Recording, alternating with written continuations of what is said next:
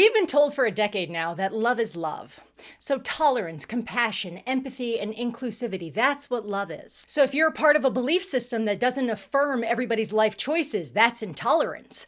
A belief system that warns somebody that the road that they've chosen to walk down leads off of a cliff, that's no longer love. Yelling at somebody if they're in a burning building, that's hate because your tone is unloving. And it's their body and their choice to sleep in that burning building. And how dare you contradict their choice? So, if love is love, then I'd like to ask, is design design? Is biology still biology? Love nowadays is apparently an emotion and feelings are fleeting, but an operating system must work in the way that it was designed. So, are you washing your clothes in your dishwasher because it also has soap and water? Probably not, right? We have become a feelings-heavy culture because of the feminization of our society. So it's all about the person's feelings and having empathy. And today, we're going to talk about biology, the science. This is Calling Them Out, and I am Nefertari, so you have a face and a name to hate.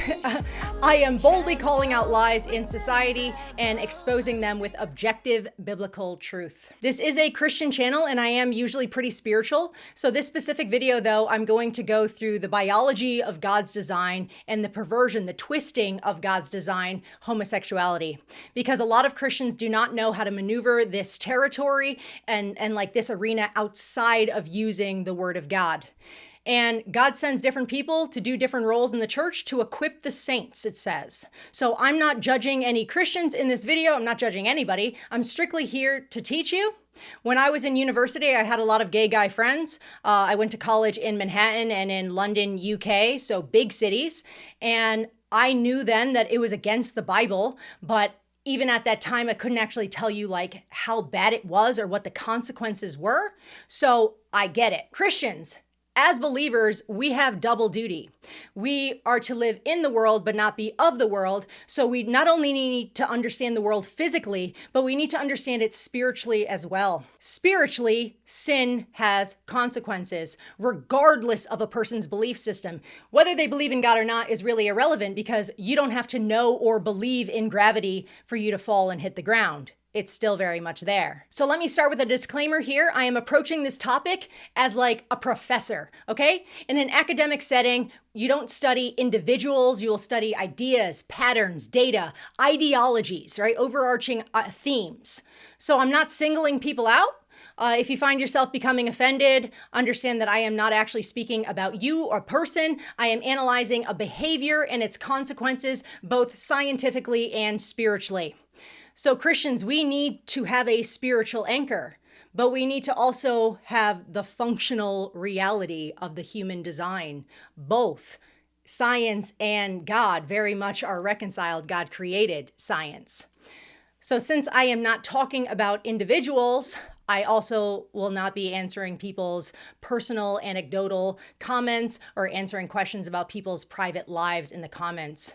We are here to look at the patterns of design and the patterns of decay with data. This is an adult educational video, so I am putting this right up here up front that there will be biological language in this. It doesn't go beyond Anatomy and Physiology 101, which I did take in college when I was originally going for pharmacy years ago. I'm not going to speak graphically, I'm going to speak anatomically. If that makes you squeamish, then I have two options for you. You can be excused from class, or you can just grow up, okay?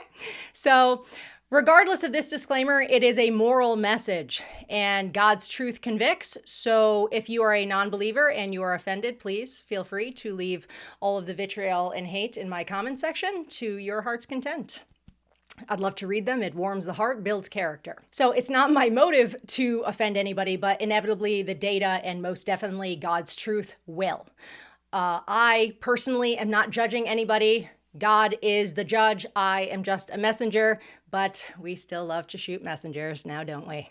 So we have a lot of stuff to cover. So quickly for our outline, we are going to talk about creationism because this is God's design. And throughout, I will throw in some evolutionary perspectives.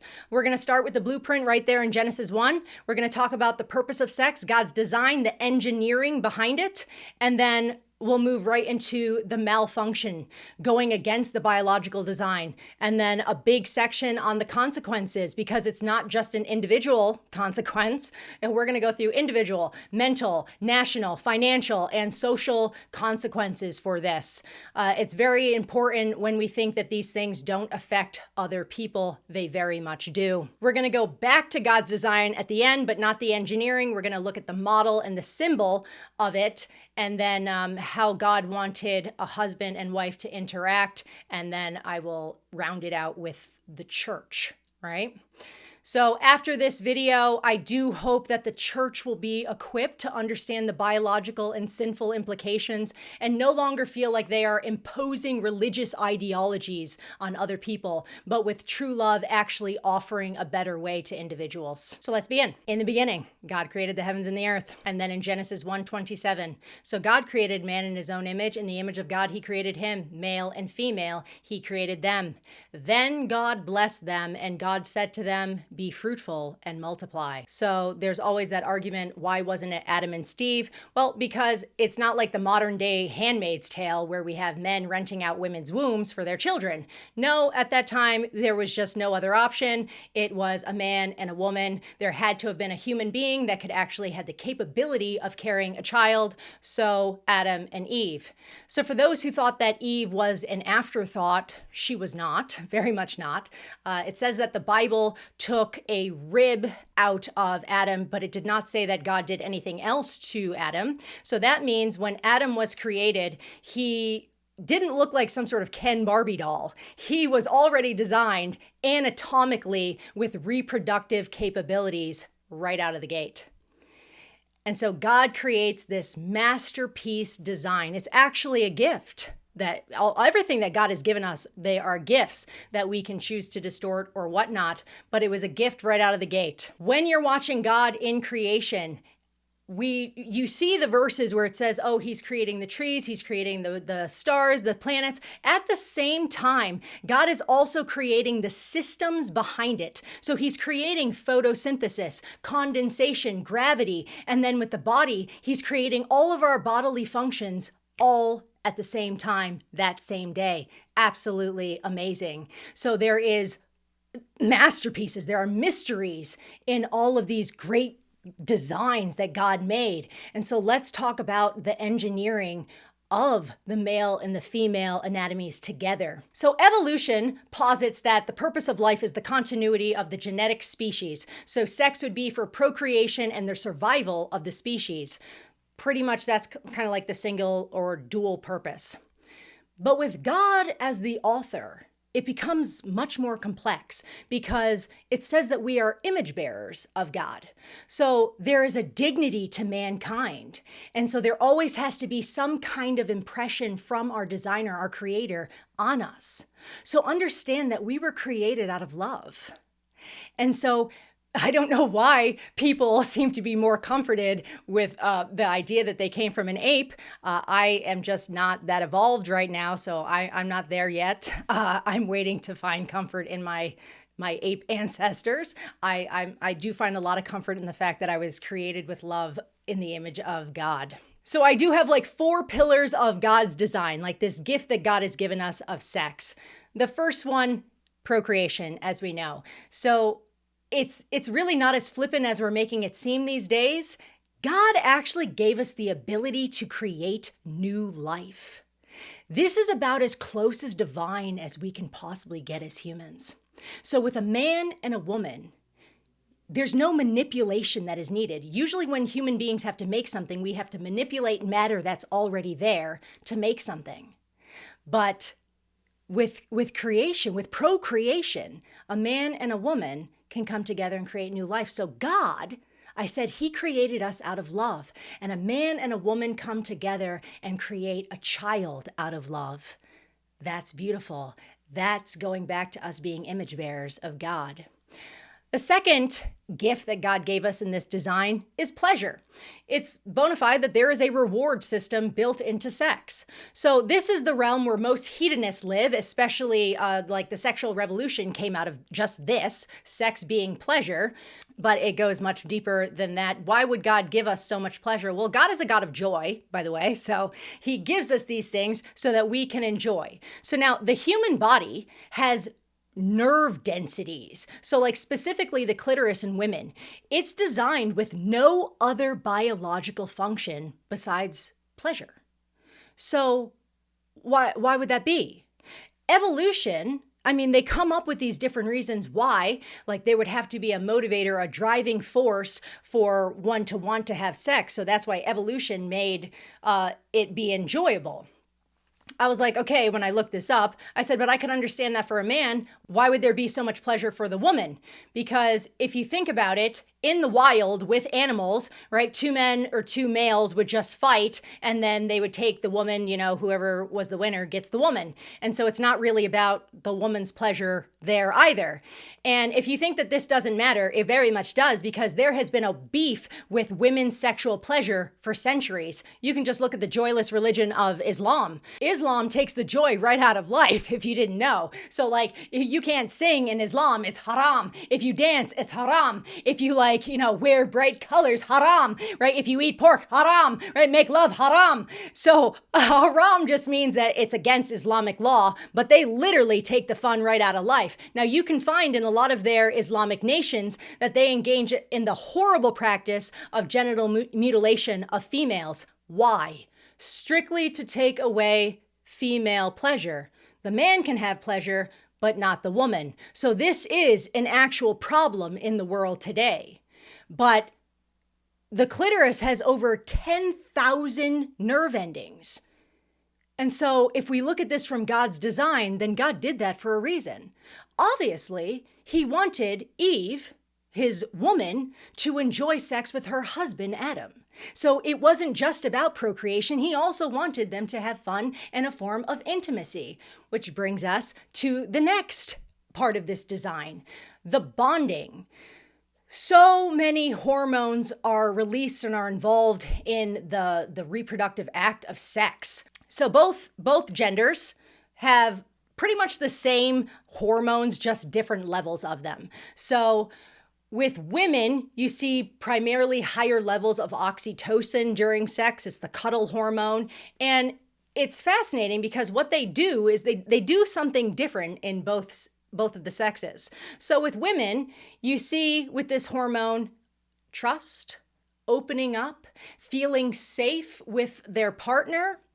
With men, they have this opposite hormone, vasopressin, which is also a very fascinating hormone because over time it actually builds up when a man is with the same partner. So it's about loyalty, protection, staying put and staying anchored. It's about mate guarding. And this hormone is also released when a child is born in a man. So it's not just the man protecting the woman, it's also the man protecting the child as well. So look at that balance that you have with oxytocin. You have the woman opening up to feel safe by the man with vasopressin who wants to protect the woman. So you already have this balance in the two hormones that are being released in both genders.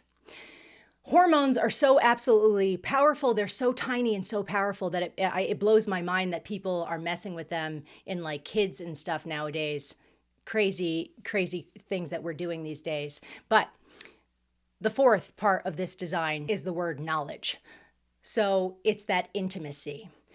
In the Bible, you'll read Adam knew his wife Eve. Abraham knew his wife Sarah. So it's this intimate knowledge. It's this level of transparency and vulnerability that is physically impossible in any other human interaction. Now, it's because God said that he wanted them to become one flesh. So it's this emotional, spiritual, and physical intimacy that takes place with a couple. And so, as I mentioned before, Adam was reproductively perfect when he was made. And so his member had to fit perfectly into the other half of the species. So when God designed Eve, they were meant to become one, lock and key.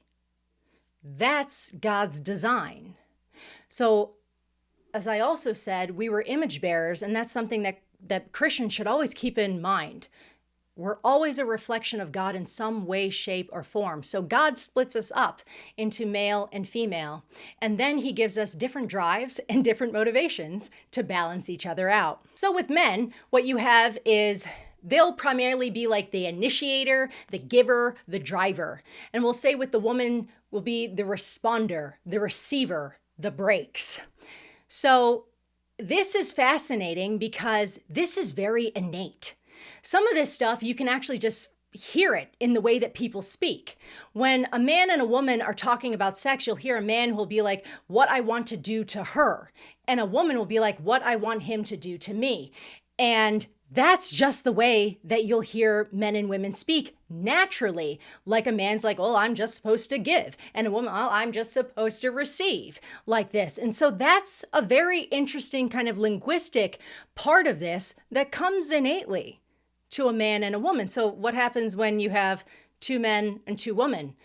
Then you'd have to ask, well, who's the driver? Who's the receiver? Where's the balance? So the women's lib movement, they're screaming that, women want to have sex just as much as men do, but the data doesn't actually show that, right? So the data shows that men think about sex roughly 19 times a day and women at about 10 times a day. Men, their libidos are just built differently than women's. So men will have these spontaneous libidos. It's almost like they're just always ready to go. They're wired for frequency and variety. So variety is great. So sexual exploration primarily happens by men because of men, and that's not a bad thing at all, as long as it's within the sanctity of the marriage bedroom, which I'm not going to go into, but that's great. And God's given this primarily to men. Women have primarily responsive libidos, so it takes time to prime and arouse a woman, and usually an emotional connection is needed. So if you listen to the language of women will be talking a lot about emotions, connection, depth, commitment. So that's where I said the woman is the brakes and the anchor to a man's libido. The man is the driver, wants a lot of frequency. Well, the woman is going to pull this man into depth, emotional commitment. Okay, so there's both sides. So we're going to stop here because I think that's a good solid engineering foundation here, right? From God's balanced design of men and women. So if God has a design, anything outside of his design is not his. Now, we are not held to these Levitical and ceremonial laws and a lot of the stuff that you see in the Old Testament, but I'm not going to go into all of that. I want you to understand from the verse 2 Timothy 3:16. All scripture is given by inspiration of God and is profitable for doctrine, for reproof, for correction, for instruction in righteousness. So these debates that Christians keep having with non-believers, and they're like tossing verses at us from the Old Testament, they're not grasping that the different parts of the Bible, some of it's history, some of it's law from back in the day, some of it doesn't apply today, some of it promises for other people. The Bible is a very big book, but there is always something that we can learn from any section of the Bible. So let's look at these verses that are considered hate speech to the LGBTQ movement. Leviticus 18:22. You shall not lie with a male as with a woman, it is an abomination. If you go to Leviticus 20:13, this is going to be the judicial consequence of it. It emphasizes the severity of the design breach, okay? So it says, if a man lies with a male as he lies with a woman, both of them have committed an abomination, they shall surely be put to death. Their blood shall be upon them. Now, as I said, we're not held to these Levitical judgments. Like, no one is saying that we're supposed to be living those kind of commands out in our society today. At that time, they were legitimately living under God in the wilderness. So with wisdom, though, you should ask, why would God have such a hard judgment for this? And that's the kind of stuff you sit there and you meditate on. So I want to point out when these laws were given, okay? This is in the wilderness, as I said. So Israel was just taken out of the world, out of Egypt, out of worldliness to worship God in the wilderness. So homosexuality definitely happened in Egypt. So did orgies, so did bestiality. A lot of these sexual activities were taking place in their pagan god worship. Very, very common, the way that they worship their gods, always with some sort of sexual activity. So when I was younger, I was like, wow, why is God talking about bestiality here in the Bible? And it's because Israel would have known about bestiality. The nations around them engaged in bestiality. So God takes them out of the world and he gives them moral laws. Now, this is thousands of years ago. And this is how amazing God is. He gives them these rules and regulations according to the times. People look at it and they go, look at all these rules. This is ridiculous. This is the kind of God you worship, just giving you all these rules. God gives these rules because he doesn't give them the science because they don't have the technology yet. So what he's doing is he's keeping them safe for the times that they are in. And so no, they may not have understood all of it, but he did. Now, today, we have the science and there is scientific evidence for dysfunction. So the kind of seeds of this episode happened about a year ago or maybe two while I was reading an article in a woman's health magazine. And I ended up kind of down this rabbit hole when I was reading about sex and celibacy after Roe v. Wade was overturned. So down the trail I went and I came across this term called lesbian deathbed. And it was that term and my reading, which I'm about to talk about, that made me think about God's design. Because when you stray from God's design, things do not work optimally. So there is scientific evidence of this called lesbian deathbed. So when two women are together, there is the lack of an initiator, the driver. So the data says that in long-term lesbian relationships, 2+ years, studies have shown that nearly 47% have sex once a month or less, compared to only 15% of heterosexual married couples. That means that they don't have the driver anymore, the person with the higher libido, to just always be like, oh, well, let's have sex. We haven't had sex this week. So they actually end up having sex just once a month. And what I also read is that their sex sessions are much longer than a male and a female would be. Now, these kind of things, they're interesting to ponder because it's like, oh, why is the average sex session with lesbians an hour, like minimum? Why is it taking so long for that to take place? Well, they're missing some anatomy. They're missing some equipment that's going on there. So you have two women, they may have libidos, they may have desire, but if it takes that long every time they have sex, 30 to 60 minutes, then they actually somebody stops initiating. And this is right. You get in heterosexual relationships, a man will say that it's his wife who doesn't want it as much anymore. Well, what do you think happens when it's two women? So the flip side, though, is exactly the opposite. It's like two men in hyperdrive. So the problem here is that it's very quick for both men to be in the mood, and they just keep going. This is one of the biggest problems with the gay community. So there doesn't seem to be breaks.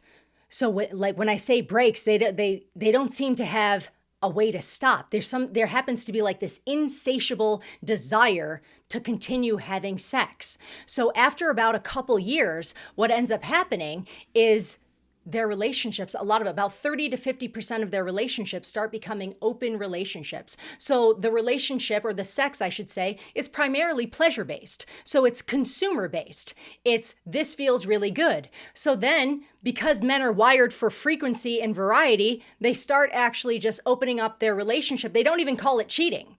It's just they start taking on concurrent partners. And so their relationships have a tendency to have a shorter duration, less monogamy, and they start venturing into a lot of different things that we're going to talk about in the consequences section. A lot takes place because there's no woman to ask for that emotional depth and connection that two men just don't have on their own. So here you can see right here in this table, heterosexual, the average 1 to 3 times a week they have sex about 15 to 30 minutes.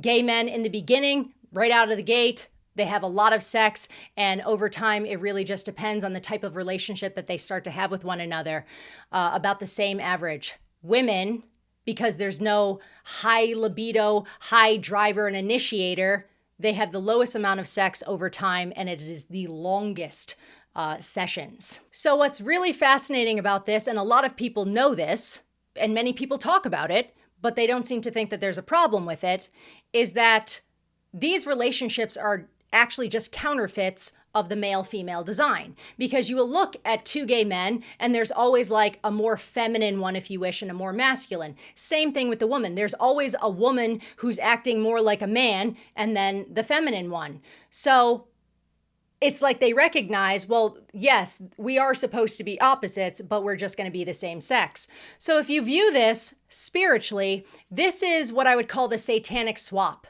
So God is the master designer, the master creator. Well, then Satan is the master counterfeiter. So he doesn't create anything new. He just takes and he twists and he perverts what God has already made. So God makes two different people who have complementary power, and Satan comes in and goes, no, you don't need that. You can be complementary in the same gender with two men and two women, and you can just act. You can act like you're like the other gender. You can just mimic them, but not be them. That's a counterfeit. That's not going to be as good as the real deal, right? And so this interchangeable lie that took place has really damaged the home, which I'm going to talk about more in the consequences section. But when you look at these same-sex dynamics, one just has to ask, if you hate the original design so much, why are you trying to mimic it? Why don't you make something new? Because they can't. Also, the model of a male and a female is harder. Because we are different, we actually have to learn how to communicate with one another, as opposed to looking at ourselves and saying, oh, I kind of already know what they think, but I think the same exact way. Essentially a self-love and a validation. It's harder in the middle. God's design is harder, but everything that's harder in life is always better. The challenges that are found in an opposite sex relationship is actually what brings the growth to a relationship. So let's dig into the consequences, because this is going to be the biggest section of all. So that's the God's design, God's engineering. This is the failure of the design. You already see it just in the sex act in and of itself. But let's talk about the consequences. What happens afterwards? Because most Christians think that God calls things sin, maybe just test our obedience. But God actually calls things sin because he loves his design and he knows that the perversion of it will eventually destroy us. God is not a buzzkill. He's not a joy kill. He's trying to protect us. And so sin is not just something that a Christian does. Non-believers are sinning and hurting themselves. And so there are consequences to the sin that we do. And this is the next section of verses that homosexuals do not like, found in the New Testament. So I'll read them. Romans 1:26 through 28. For this reason, God gave them up to vile passions, for even their women exchanged the natural use for what is against nature. Likewise, also the men, leaving the natural use of the woman, burned in their lust for one another. Men with men committing what is shameful and receiving in themselves the penalty of their error which was due. And even as they did not like to retain God in their knowledge, God gave them over to a debased mind to do those things which are not fitting. So I'm going to break down some health issues and diseases that have developed because of this breakdown. Now, in the Old Testament, as I said, God is so brilliant and he's so loving. They didn't have the technology, which is why when you go to the Pentateuch or the Torah, you see all these laws. God is protecting his people. And in Deuteronomy, you see where God says, if you do these things, if you obey me, you'll be blessed. If you disobey me, this is what will take place in your life. So there are verses that are filled with like diseases and things that take place because of people's sin. So God said in Deuteronomy 7:15, "And the Lord will take away from you all sickness and will afflict you with none of the terrible diseases of Egypt which you have known, but will lay them on all those who hate you." Deuteronomy 28:27, "The Lord will strike you with the boils of Egypt, with tumors, with the scab, and with the itch from which you cannot be healed." There are loads of these verses in the Old Testament, in the Pentateuch. Now, years ago, I asked myself one day, where did the first STD come from? If people were having sex with people, I mean, there has to be a reason why this disorder would just pop up. And I did a lot of research, I did a lot of digging, and from what I found, it was most likely from the habits that people had in these pagan nations, having sex with animals, doing a lot of strange things. And so the Bible doesn't specifically say that they ended up with STDs, sexually transmitted diseases. They're not using that term, but most likely that's where these things came from the unnatural habits that these pagan nations were engaging in. And so they had diseases, and God was protecting his people from these diseases. So just like in Romans, you reap what you sow. Sin has physical consequences when you disobey God. So let's go through some of these consequences. Because I know some people say, well, people just live their lifestyles, and why should we bother with the way another person likes to live their life? It affects everybody, and I'm going to show it to you. So, individual consequences. Though identifying gay men account for less than 2% of the population, there are more bisexuals, but they account for 66 to 70% of all new HIV cases. Up to 70% of HIV cases come from 2% of the population. As I said earlier, gay relationships, about 30 to 50% have open relationships. Because they don't have the bonding of a man and a woman, they start looking for novelty. And because the model is built on pleasure and not on sacrifice, they just go out and they start doing a lot of things. I found this website that was talking about them engaging in chemsex. So chemsex is when you use drugs while you're engaging in sexual activity. And look at this website. This website is telling them you should avoid mixing drugs with alcohol and other drugs, but stay safe. If you're engaging in chemsex or group sex, try and limit your events to people that you know and that you trust. And then just dial this non-judgmental hotline concerning your drug use while you're having group sex. Is that love? Is this a loving website, even though it's saying if you want non-judgmental support? So they care about your drug usage, but they don't care about the fact that you're sleeping around with like who knows how many people at the same time? We think that sex just has no consequences. Drug use is bad. Alcohol use is bad. It's a free-for-all when you have sex with people, apparently. I'm not going to be graphic, as I said, but we do need to talk about the anatomy of the human body.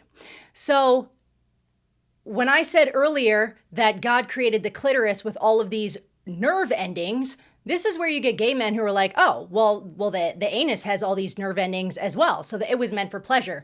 That's not true.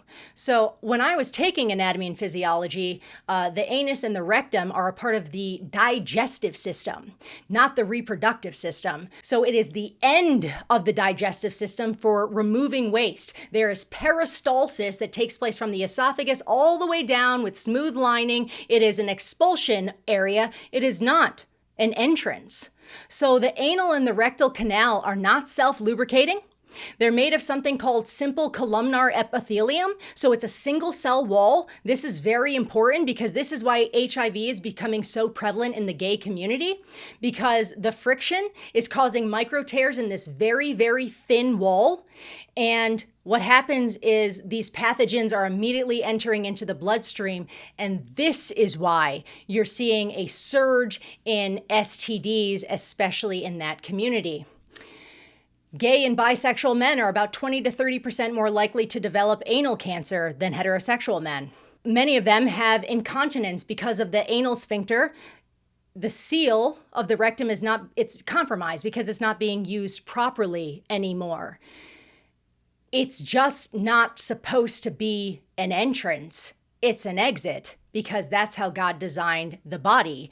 And the rectum is just not synonymous with the vagina. It's just not. God designed it in a manner that it's made of a completely different epithelium. It's made of something called stratified squamous epithelium. It's built for a high level of stress and friction in compared to the rectal walls. So the vagina is self-regulating, it's self-cleaning, it's self-lubricating. It's not. So we have sodomy, which is unnatural, and then we'll just say P and V is natural because God designed it that way. So you don't just get to swap out one orifice for another because that's what you want. That actually goes against the design, and there are consequences when you go against the design. So though I said that the vagina is self-cleaning, lesbians have their own unique problem. There is something called bacterial vaginosis that they have 25 to 52% of lesbians or bisexuals or women who have sex with women have this. And that's about 2.5 times more than heterosexual women. Why? Because the vagina has its own unique bacterial flora. And so when you have two women, they have their own unique flora. What they have found is that when one lesbian has BV, there's almost 100% chance that the other woman, her partner, does as well. That obviously would not happen if there was a man and a woman. Now, that's where some people would say, okay, that was too much. What they do in the bedroom and the health problems that they have, that's theirs. So I pondered that myself, but then I realized that that couldn't be true because when I was in school, they were talking about STDs as a national problem, and it is. So what somebody does in their bedroom affects all of us. So there is a $400 million healthcare drain strictly on STIs and STDs. So the people who are contracting HIV with multiple partners and whatever else they're doing, we, as the taxpayers and people who have health insurance premiums, we're paying for them. We are collectively paying for people's sexual habits and what they do in their bedrooms. Something that's absolutely terrible is that there has been a surge in something called congenital syphilis in children. So nearly 4,000 cases of congenital syphilis were reported in 2024. And congenital syphilis morbidity is 700% higher than it was a decade ago. What is this? So what's happening is that a woman who is pregnant, either she cheated on her man or her man cheated on her and she contracted syphilis and then gives birth to a child, and that child is born with syphilis. So look at what this doctor said in the Division of STD Prevention. He said, "I am energized by the tremendous will, drive, and determination of the dedicated health professionals throughout the country who tirelessly work to reduce the consequences of these preventable infections. It's important work, and I thank you for your persistence and commitment to the cause." That's written by a doctor. He thinks that this is a national concern and that these are preventable infections. So the argument of what you do in your bedroom stays in your bedroom, that's not true because it's breaking the public bank and it's also affecting the health of the next generation. So I always recite this verse, James 1:15, when desire has conceived, it gives birth to sin, and sin, when it is full grown, brings forth death. It just keeps on getting worse. So it may have started with the individual. Oh, now it's affecting the whole nation financially, and it also affects us socially and culturally. Sin grows uncontrollably unless somebody stops it, which is repentance, or this is why God had such a harsh punishment in the Old Testament. He knew what sin would do. He said, just cut it off. Just get rid of the person. Now, we're not living in the Old Testament. We have Jesus Christ and his redemptive work, which I will talk about, but God understands how bad sin is. So now some of our social consequences.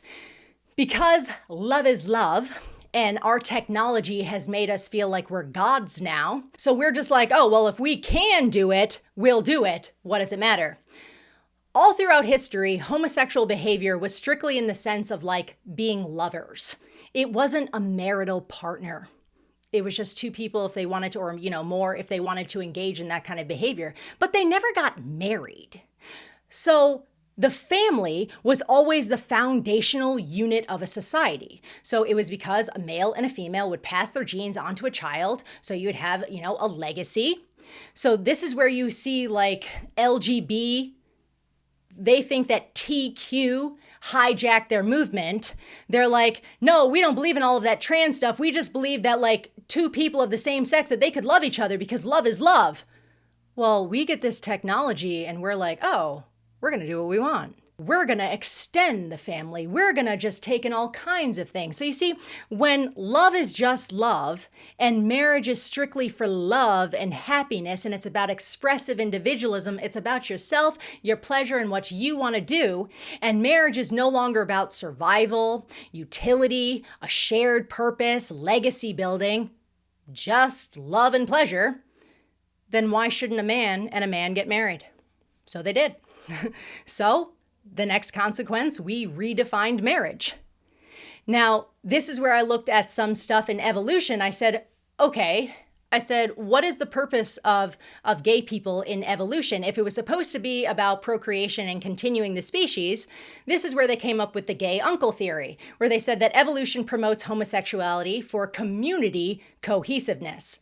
The gay uncle doesn't have to have a child because he's there to take care of his nieces and nephews. Okay, but I said we have technology now, and we say, well, if we can do it, then we'll do it. It doesn't matter. We'll think about the consequences later. So now it's like, well, why should the gay uncle not be able to get married to a man and have a family? We have the technology, so then do it.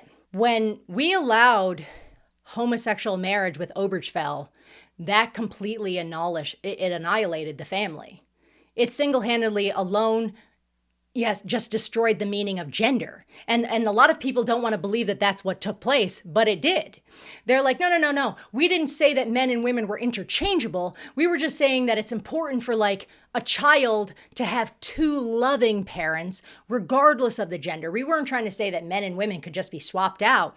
No, we were saying it would be better if they had two men as parents. At least there's two and not one single parent or an abusive heterosexual parent. Those arguments are just so bad because what they're doing is they're comparing a so-called loving homosexual relationship to something worse, like an abusive heterosexual relationship. Well, why don't you compare a loving homosexual relationship to a loving heterosexual relationship? Why don't you make that comparison? Because then what you would find is that the heterosexual relationship is better. And I think what's happening is we're finding that those standards are too high.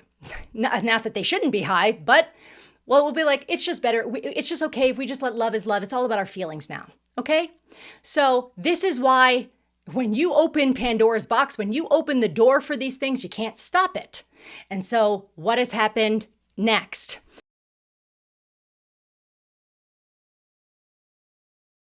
These people are now getting children. And so Christians, when they are affirming or saying, well, I love my friend and I support them as a person, I don't actually support gay marriage, but I do support them as a person. Well, what happens when they get married and they have a family? Do you care about what happens with the kid? So two men are by far the worst for families than two women. Why? Because of what they do.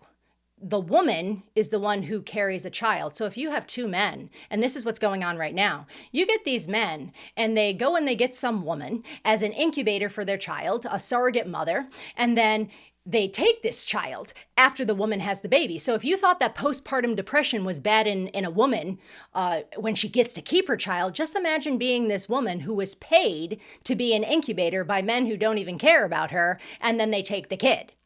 So there is that 9-month bond that happens with this child, and just like that, the child is gone. That's modern Handmaid's Tale, the commodification of the human body. And then it continues. We've got gay men who are talking about how their freezers are filled with, loads of women's breast milk for their child, like they just got a human cow to lactate breast milk for them and their husband. So look at what we're doing. We have commodified the things of the human body, and God doesn't want us selling off ourselves to people. And all of that because two men don't have the woman. So then if you look on the lesbian side of this, I've always asked them, well, what happens to the studies where it says that kids need a father? And this is where you get this argument, well, it's better to have two loving parents than, it doesn't really matter if it's a man or a woman. They just deny the science when it doesn't work for them. So this door has been opened, and I'm sure you've been seeing that there has been a rise in polyamory. So we have thruples being promoted on the Wall Street Journal. We have gay sex offenders who are getting kids via surrogates. It's wildly out of control, and nobody knows how to stop it. This is actual total and utter chaos for the whole society. So now these are the consequences for this kind of stuff. Now, for many people in this arena, their behavior was simply an expression of pain from their youth. So because society decided to, instead of dealing with the problem of abuse in childhood, we just kind of coded over it. So this is one of our biggest problems. We don't like to deal with the root causes of things. We like to gloss over things and put band-aids on things and just make stuff up. So 83% of LGBTQ adults have at least one adverse childhood experience, specifically sexual abuse, before they adopt the identity of gay or lesbian. So instead of healing, our society has taught these people to build an alternative identity around their pain. Does that sound like a loving solution? So how do we know that this hasn't worked, besides the consequences that I just said? Well, there has been an LGBTQ agenda that is being pushed in society. We have rainbow washing by these corporations that's pushing this agenda into schools, into our businesses, and activists are claiming that if we just get universal acceptance for LGBTQ people, they would be happy.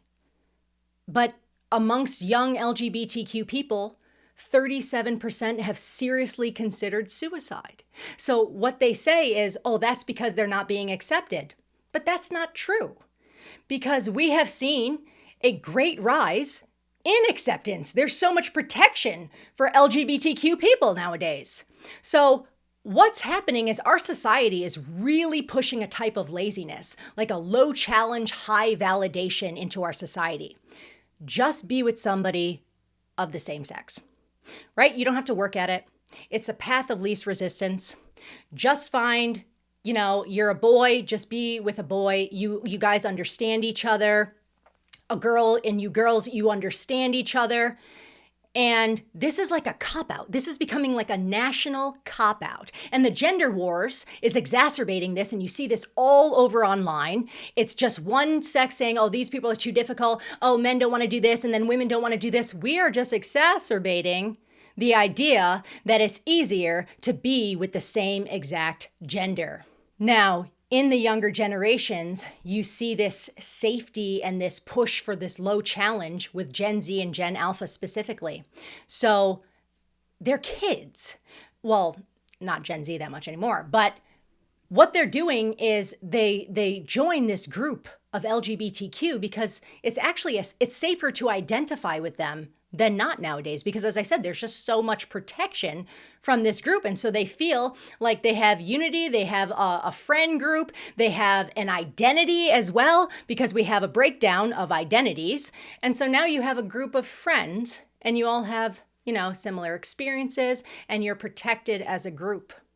And this is also because the country is pushing this idea of self-love as the greatest good. So now you're looking into the face of a person who's just like yourself, the same gender. And as I said, it's less of a challenge. And the same gender will most likely validate your life. And then you don't have to be challenged to grow. All of this confusion, all of this laziness, all of this pushing, this gender can't work with this gender, just go the easier route.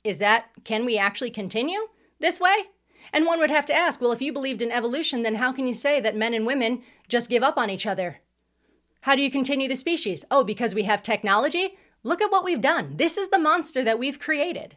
This is nihilism wrapped in a blanket of depression. sleeping in a bed of depravity. So right now it does look like there's a hopeless situation. I've heard a lot of people go, well, this is a fallen world. Well, this is what you expect. No. Yes, we live in a fallen world, but that doesn't mean we had to expect this. Because children of God, our Father, our Creator, had something else in mind. So let's go back to the Genesis model, but not the engineering, just the model itself. Because the model is antithetical to what's going on in society. The model in society is a consumer mindset. It's a consumer model. It's all about yourself, all about your validation, all about your pleasure. But God's model is a service model. So it says, therefore, a man shall leave his father and mother and be joined to his wife and shall become one flesh. That is one of God's masterpieces. So back to that magazine article that I was reading, okay? So there are women who have become completely disillusioned.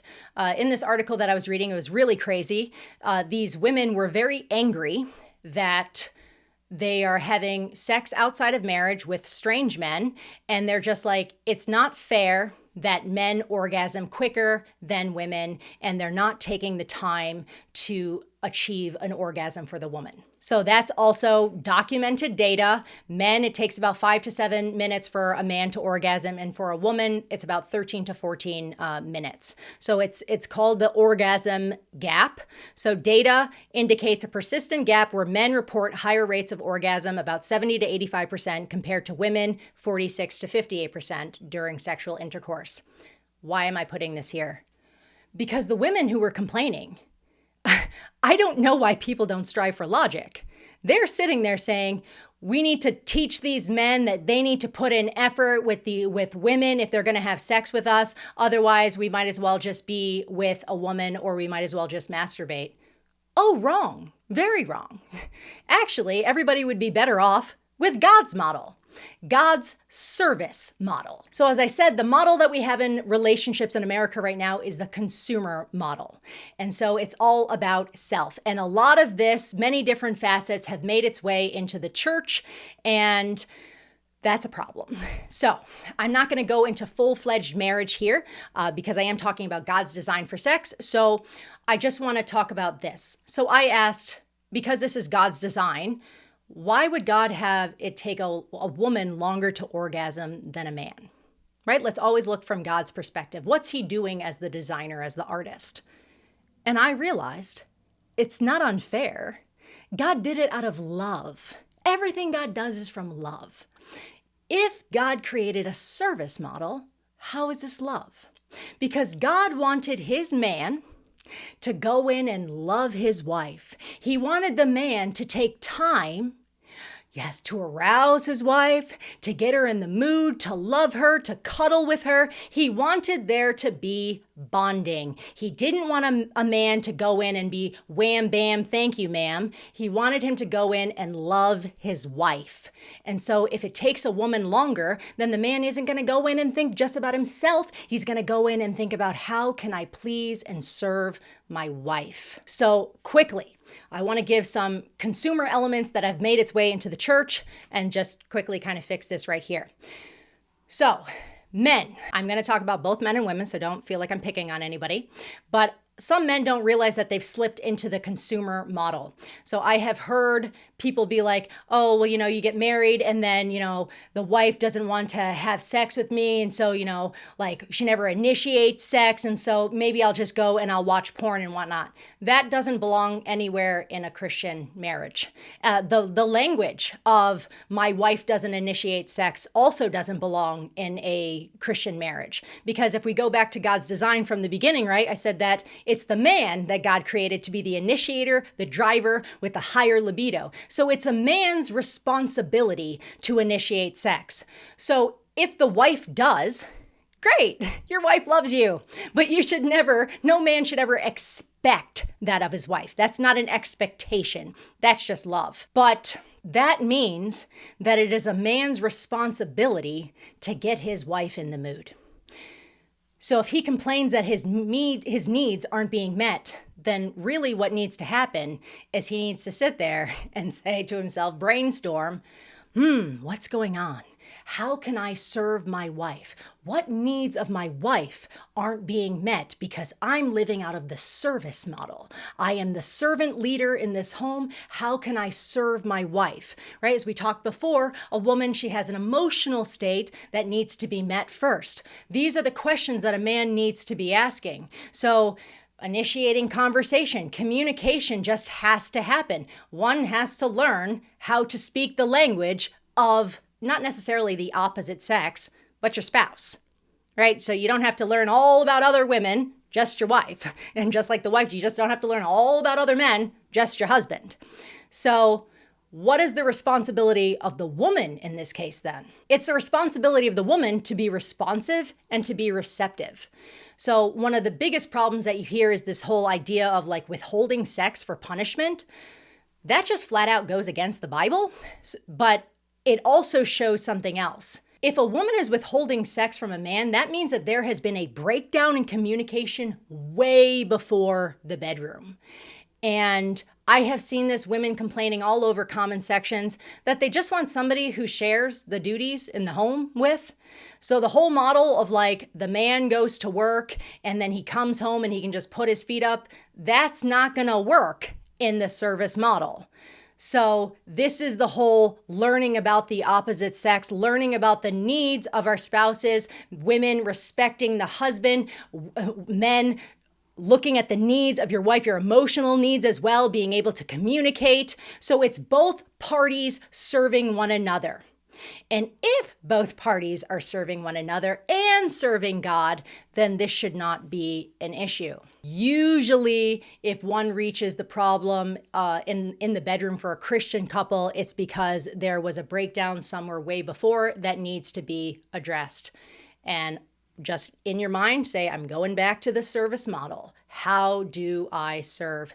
Neither party should be specifically thinking about their own pleasure.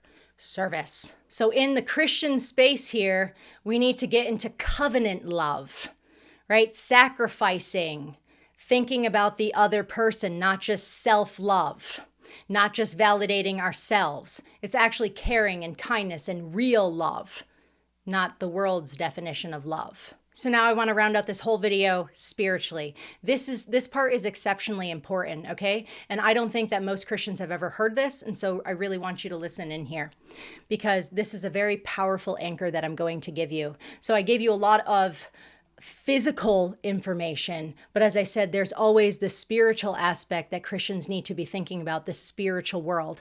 I think deeply about the spiritual world and spiritual warfare. And so in Ephesians 5, we know that God gave us marriage to be a symbol of Jesus Christ and the church, the groom and the bride. And so it's found in Ephesians 5:22 through 32, and I don't want to read the whole section just for time purposes, but I'm going to read 29 through 32 and explain something to you. So it says, "For no one ever hated his own flesh, but nourishes and cherishes it, just as the Lord does the church. For we are members of his body, of his flesh and of his bones. For this reason, a man shall leave his father and mother and be joined to his wife, and the two shall become one flesh. This is a great mystery, but I speak concerning Christ and the church." So this is a prophetic symbol of Jesus Christ, the groom with his bride. So then where does same-sex marriage fit in for a believer? Now, you're just like, oh, well, we're not projecting this onto the culture. This is just for us. No. When you believe something, everything, all your thoughts have to be wrapped around this. When you believe something, you have to live it out. You don't just change your belief. The world doesn't change their belief for us. So spiritual warfare-wise, I said that Satan is the great counterfeiter. So what this is a terrible blasphemy in the face of God is what this is. Okay, so I read a lot of terrible things about the Satanism and things that the devil does all around the world and all these different very bad philosophies. And what I found in my reading is that Satan does a lot of terrible things to blaspheme God. He very much hates God and everything that God has made. And so instead of just thinking about the world from a human to human perspective and thinking, oh, I just have to have compassion on my friends and love, I want you to also start thinking about the spiritual warfare, the devil, going up against God as well. Never going to beat God. So what does he do? He ruins human beings' lives because we're image bearers of God. So what Satan has done is homosexuality. It used to be, as I said, just lovers, but homosexual marriage is blasphemy to Jesus Christ and his bride. There is no such thing as two grooms or two brides in the symbol of Jesus Christ and the church. So it's literally spitting in the face of God, saying that the gospel message in and of itself is gone. That's homosexuality. That's homosexual marriage specifically. It's a lie about the gospel. That Christ doesn't need the bride to save and that the bride doesn't need Christ.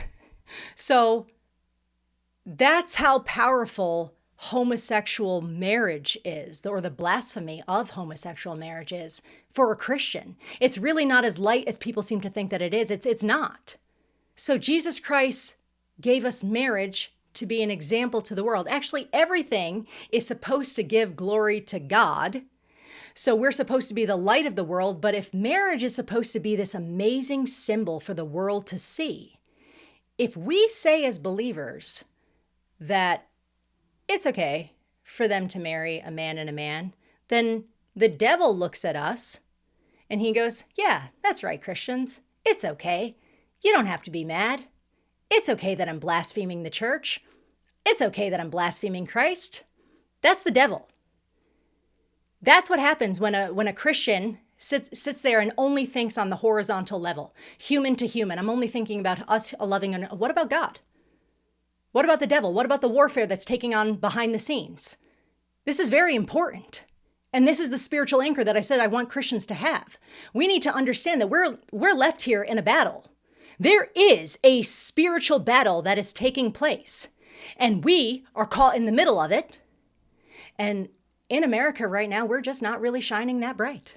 We have really compromised with the culture. We have let them mow us over with verses from our own Bible by telling us, well, who are you guys to judge outside the church? Judge not lest ye be judged. Well, I really hope that you looked at this video and you said, no, sin does have consequences, even if we don't call it sin. There's all kinds of bad that has taken place since we have left God's design. And the worst for us is the fact that the devil spits in the face of God with homosexual marriage. Now, the hope that we have is that though people believe that they were born gay, they're not. And even let's say they were. Can Jesus Christ redeem them? Can Jesus Christ change a person and turn them into a new creation and renew their mind so that they have the mind of Christ, so that they seek righteousness and holiness? Can God give us a new nature? You bet he can. You bet that's what the redemptive work of Jesus Christ was for. Not just so that we wouldn't go to hell, not just to save us from sin and death, but to save us from sin and life, to give us hope here in the world so that we can overcome sin. That abundant life is not necessarily about having money. It says the thief cometh to steal, kill, and destroy. But Jesus Christ came so that we would have life and have it more abundantly, so that we wouldn't be living in this chaos and this pain, so that we could show the world that there's a better way. We're not judging them. We're saving them. Jesus Christ left us here to save people. We are his ambassadors. They can't see Jesus, but they can see Jesus through those who are conforming to his image, can they not? That would be us. So marriage in the world, a consumer model. Believers, it should be a service model. But let's take it up one more notch. What if when people were getting married, they were thinking about the fact that this marriage is so important because it shows covenant love to the world. It shows them the unity of a man and a woman, and it shows the fact that Jesus Christ loves his church. It shows them the gospel. It shines into a dark, dark world, and those people will be like, how are you doing that? And that's an opportunity for you to not say, oh, we do this ourselves. No. Our marriage is a symbol of Jesus Christ. His strength, His love, and His blood is what's sustaining our marriage. So Jesus Christ doesn't leave anybody in their sin. You don't have to be living in that lifestyle. Satan told us a lie, sold us a lie, and packaged it up in love is love. Though for years we said God is love. God is the author of love. So then what does God say He wants us to do? Look at God's design. Look at the purity. Look at the safety. Look at the unity. Look at the growth. Look at the joy. If everybody was seeking to have a marriage like God's design, what a beautiful world we'd live in. What a beautiful world. So let's pray. Dear Heavenly Father, Lord Jesus, you left us here to be lights to the world, to a dark, dark world, so that a world could see the love that you had for us. For God so loved the world that He sent His only begotten Son. The world cannot see our Savior Jesus Christ, but He can see the people that He has left. And when we take on the world's definition of love, we're not showing them love. We're showing them that we don't believe. We don't believe in the sacrifice of Jesus Christ. We're showing them that we don't believe that there's a better way. We're showing them that we don't want them to live a beautiful life of peace and love and of joy by affirming their situation. Give us the boldness to not be ashamed of the gospel of Christ, which is the salvation to the whole world who accepts and believes in Jesus Christ. Let us boldly go out into the world and realize that though the world hated you, our Lord, that yes, it's going to hate us too. It's going to hate us even though you came in and you showed us a better way. You came in and you brought us goodness. And if we show that goodness to the world, they're not going to love us either. But that's fine because we're here in service to you. It's fine. It's more than fine because you, Lord, you suffered in this world and you learned obedience through suffering and you left us here to conform to your image. And this is our duty out of love to the world. So I pray that you give us strength to not be overcome by evil, but to overcome evil with good, to not feel bad about telling the world about our biblical ideologies, which is redemptive. It may come off as hate to them, but we have a world that's calling evil good and good evil. When you are the definer of good, when you are the definer of love, when you are the definer of joy, and when you are the definer of compassion. I pray that you go with us, give us empower us to not feel weak, to not be afraid. You did not give us a spirit of fear, but of power and of love and of a sound mind. Let us live in that strength. Let us live knowing that we are loved by you, that we are children of God, and that we are not alone, and that we can make a difference in this world, not to make the world a place for us to live for the rest of our lives. I pray that you give us strength in our convictions, and that we'll go forth, and that we'll do your work, and that we will show the world the love that you did for us on the cross, for anyone who chooses to believe in you, Father. I pray these things in your Son's holy name. Amen. Christians, thanks for hanging in with me. Go out and be bold in your love. Be bold in your convictions. Don't fear what the world has to do to us, or we're going to be persecuted. It's already written in the Bible. We know it. So I really hope that you learned something from this, and that it really does help equip the saints so that we're not just going in as Bible thumpers, right? But we're going in as, yes, we have our spiritual anchor. Yes, we're rooted in biology as well. We've got this. We're going to go out and help people and save people from sin. All right, guys. Thank you.